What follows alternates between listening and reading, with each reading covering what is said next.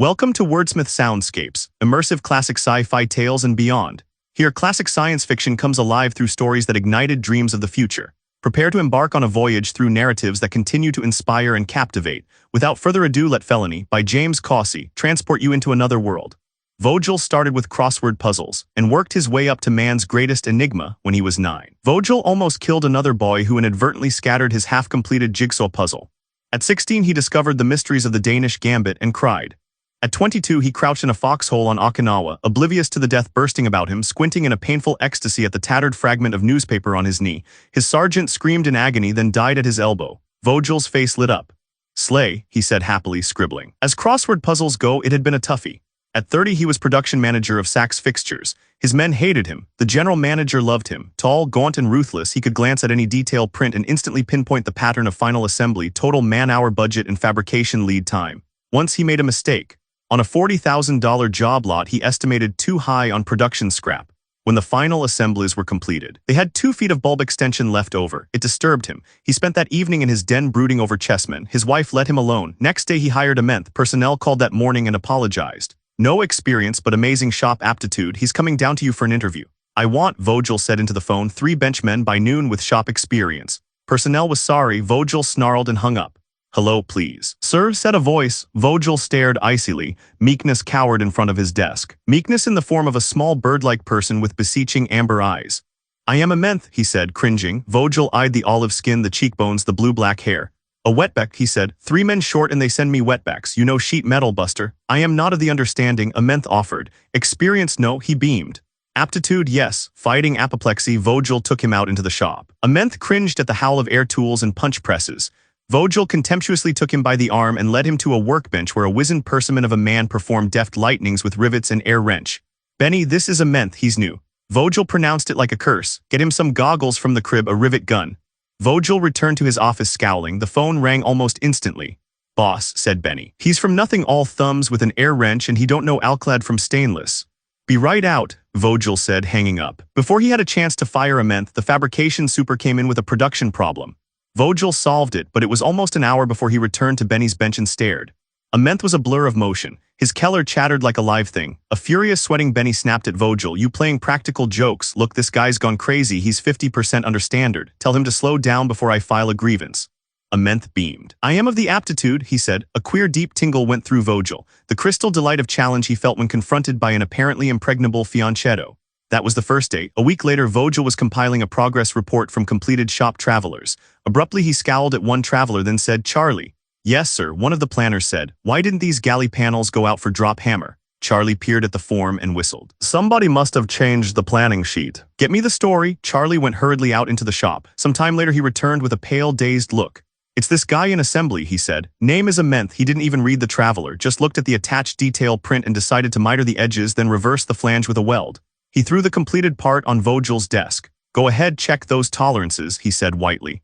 "Right on the money." Vogel walked over to a calculator and figured. There was a dreamy expression in his eyes. He said softly, "All fabrication in our own shop, a net saving of 93 cents per unit or $800 total. I believe you planned this item, Charlie." Vogel fired him. That same afternoon, a menth came into the office on Vogel's order. "Sir, don't you know how to read a traveler?" Vogel asked sternly. "It was a lucky accident." The menth looked terrified. "I just read the print and did what seemed logical." Statement, then a very quiet question. "What happened to your accent?" The little man looked blank. Vogel took a slow, deep breath. "I've got a material planning job open," he said tightly. $350 to start, interested." For a moment he thought a menth would lick his hand. The little man took to planning sheets like a duck to water. He pored feverishly over blueprints, turning out travelers in a steady flood. Vogel watched him. He went over to personnel, requested a menth's employment application. Read it and scowled. It was a masterpiece of anonymity. Birthplace, New York. Former occupation, laborer. Hobbies, none. He memorized a menth's address and returned the application. Vogel always ate lunch in the office with his expediters. That noon, 2 of them got into an argument about the planets. "I say there is life on Mars," Pete Stone insisted stubbornly. "When the polar ice cap melts, the water runs along the canals and traces of green from growing vegetation can be spotted." "Which proves nothing," Harvey Lamb yawned. Lamb was chief expediter. "Man couldn't live there anyway, there's not enough oxygen." "You would be amazed," a menth said quietly, "at the adaptability of man." Vogel set down his thermos and leaned forward. "You mean Martians, for instance, could live here, assuming they existed and had spaceships?" A menth's smile was infinitely bitter, "until they'd go mad." The talk turned to baseball. Vogel lit his pipe and gave Amenth a surreptitious glance. The little man slumped in the corner, bleak and withdrawn. This was delicious. Vogel left the shop and drove across town to Amenth's address. It turned out to be an ancient rooming house on the west side. Mrs. Reardon, the landlady, was an apathetic woman who brightened when he asked her about Amenth. He moved in just 3 weeks ago. Her face softened in recollection. He was like a lost dog coming in out of the rain. Couldn't hardly speak English and he wanted me to trust him for the rent. I must have been crazy. Her nostrils flared. Not that he hasn't paid up. Are you a cop? Vogel nodded as he took out his wallet. In it was his honorary sheriff's badge, but he doubted if the woman would know the difference. She didn't. She led the way upstairs to Amenth's room, worrying, and Vogel assured her they were only looking for a hit-and-run witness, that it was strictly routine. Amenth's room was incredibly aseptic, barren of pictures, ashtrays, dirty laundry, any of the normal masculine debris. Vogel got the stark impression of a convict's cell. In the bleak dresser were 2 pair of socks, underwear, 1 tie. In the closet hung 1 white shirt, period. Everything wore an indefinable patina of newness. 2 books graced the top of the dresser. Vogel recognized one of them, a text on fabrication and design which Amenth had borrowed from his office. The other was a child's primer of English. He stays in his room almost every night, reads mostly. And he speaks English much better now, said Mrs. Reardon. A good tenant, I can't complain, and he's quiet and clean. She described Amenth and Vogel shook his head. Our man is about 60 with a beard, he said. Funny coincidence, it's a strange name. Mrs. Reardon agreed. Vogel drove back to the shop whistling. He did not go to his chess club that night, but went to the library instead. He read about flying saucers, about space travel, about the possibility of life on other planets. Sometimes he chuckled. Once he frowned deeply and bit his lip. That night in bed, listening to his wife's shallow breathing, he said, Alice, yes, supposing you were lost on a desert island, what would you do? I'd build a raft, she said sleepily. Vogel smiled into the darkness.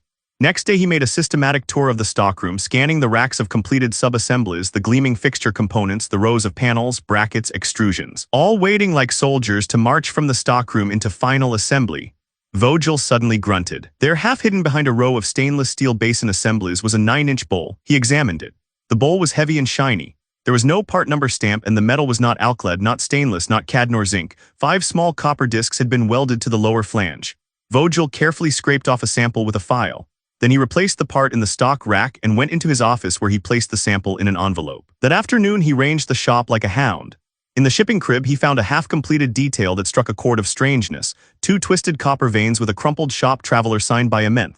The next operation specified furnace braze. Vogel squinted at the attached detail print. It was a current job number. He spent the next 2 hours in the Ozolid room leafing through the print files. The job number called for a deep freeze showcase, and there were exactly 207 detailed drawings involved. Not one of them matched the print in shipping. After an almost silent dinner at home, he sat smoking his pipe, waiting for the phone to ring. It rang at 8. It's platinum, Carstairs said. Tim Carstairs was a night shift chemist. Anything wrong, Mr. Vogel? No. Vogel paused. Thanks, Tim. He hung up, glanced at his fingers. They were shaking. You, Alice said. Look ready to call mate in 3. I'm going over to the shop, he said, kissing her. Don't wait up. He was not surprised to see the light on in the parts control section. Amenth was writing planning sheets. I don't believe we authorized overtime, Vogel told him mildly, hanging up his coat. Just loose ends.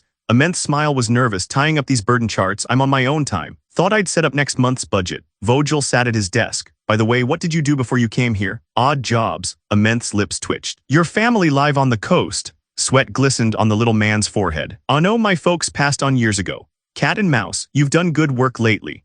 Vogel yawned, studying the progress chart on the wall. Behind him he heard a soft exhalation of relief, the furtive rustle of papers as Amenth cleaned off his desk. When Amenth finally left, Vogel went over to his desk and methodically ransacked the work in process file. It took him 2 hours to find what he was looking for. 1. A schematic detail on graph paper which resembled no type of circuit Vogel had ever seen. 2. 14 completed shop travelers on which were typed clearly, call Amenth upon completion. That was not unusual. Most expediters wanted to be notified when a hot part hit inspection. The unusual part was that no inspection stamp had been placed opposite the final operation of inspect, identify, return to stock. Ergo, Amenth had inspected and stocked the parts himself. 3.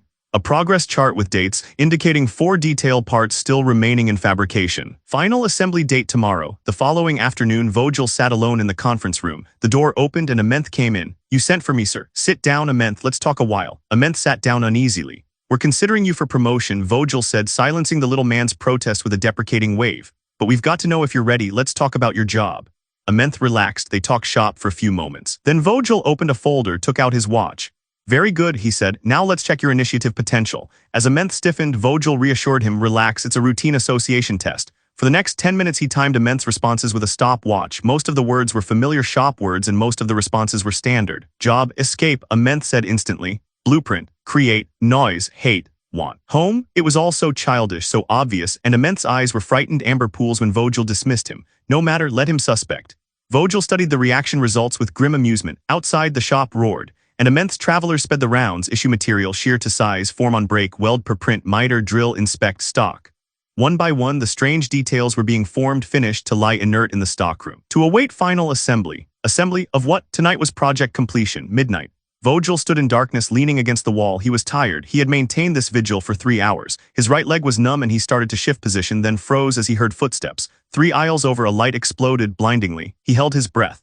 From outside in fabrication came the muffled clang of drill press and power brake, the sounds of the night shift. He waited. 3 aisles over, something moved. Someone fumbled in the stock bins, collecting shaped pieces of metal, grunting with the effort of piling them on the salvage bench, now panting with impatience while assembling the parts. There was a hammering, a fitting together, a flash of light, a humming of power, and finally a sob of relief. Vogel's hand slipped into his coat pocket and grasped the gun. He moved silently. Immense stood at the salvage bench, adjusting studs and connecting terminals. Vogel stared at the final assembly. It was a helmet, a large silvery helmet connected to a nightmarish maze of wiring mounted on a rectangular plastic base. It hummed, although there was no visible source of power. Immense put on the helmet with a feverish haste. Vogel chuckled. Immense stood motionless. Then as his hand darted toward a stand, Vogel said sharply, "Don't." Immense stared at the gun. "Take it off." Vogel's voice was iron. Immense slowly took off the helmet. His eyes were golden with tears. "Please," he said. "Mars or Venus," Vogel said. "Which and neither." "You could not grasp the concept. Let me go, please." "Where?" Vogel prodded. "Another dimension. You would call it that," the alien whispered. Hope brightened his face. "You want something? Wealth, power." It was the way he said the words, like a white trader offering his aborigine captors glass beads to set him free. Vogel nodded toward the circuit. "That hookup you tap the gravitational field, direct cosmic rays. Your planet's magnet force lines. Look, I'll leave you the schematic diagram. It's simple, really. You can use it to transmute," he babbled on with a heartbreaking eagerness, and Vogel listened. "In my own world," said Amenth brokenly, "I am a moron, a criminal moron. Once out of a childish malice I destroyed beauty, one of the singing crystals." He shuddered. "I was punished. They sent me here to the snake pit. Sentence for felony. This," he indicated the helmet, "would have fused 3 seconds after I used it. So, incidentally, would this entire shop. I had no time to construct a feedback dispersion." "Tell me about your world," Vogel said. Amenth told him. Vogel's breath hissed softly between his teeth. All his life an unformed vision had tormented him, driven him toward perfection. Abruptly the vision was reality. He smiled, moved forward. "You shouldn't have told me." Amenth saw the intent in his eyes and started to beg. Vogel clipped him behind the ear. He put the helmet on gingerly. The electrodes tingled against his temple and his grin was wry as he thought of Alice. Then he depressed the stud. Vogel sobbed. Color blinded him. Rainbows blared in sweet, sparkling thunder. He whimpered, covering his eyes. The music drowned him in a fugue of weeping delight. Slowly he raised his head. He stood ankle-deep in gold crystals that stretched out forever in a splendid sea of flame. The crystals sang softly, achingly, to a silver sun in an emerald sky. A grove of blue needle trees tinkled in ecstasy on his left, and beyond those trees, the city sang. White spires foamed skyward in impossible cataracts of glory. A glissando of joy burned his eardrums, and he could not face that living splendor. It was the city beyond dreams, beyond legend, the city where all dreams end. He strode toward it raptly. The crystals screamed. The blue needle forest lashed wildly and terror shivered through the air in shrieking dissonance.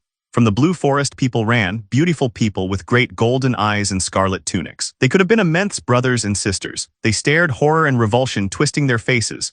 They started toward him. Vogel understood. If destroying beauty on this world was a crime, then killing ugliness must be a duty.